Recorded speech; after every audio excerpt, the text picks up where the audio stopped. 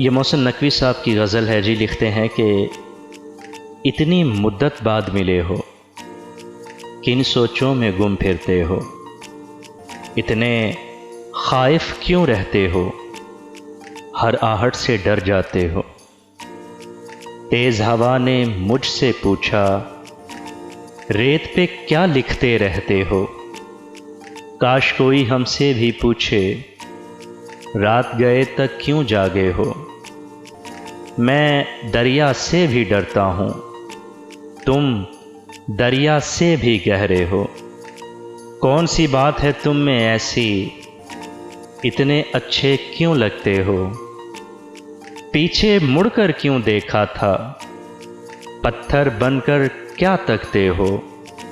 जाओ जीत का जश्न मनाओ, जाओ जीत का जश्न मनाओ। मैं झूठा हूँ तुम सच्चे हो।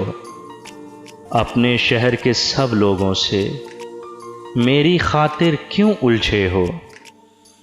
कहने को रहते हो दिल में, फिर भी कितने दूर खड़े हो। रात हमें कुछ याद नहीं था, रात बहुत ही याद आए हो। हमसे ना पूछो हिजर के किस्से, अपनी कहो अब तुम कैसे हो। मोहसिन तुम बदनाम बहुत हो, मोहसिन तुम बदनाम बहुत हो। जैसे हो फिर भी अच्छे हो, इतनी मुद्दत बाद मिले हो, किन सोचों में गुम फिरते हो।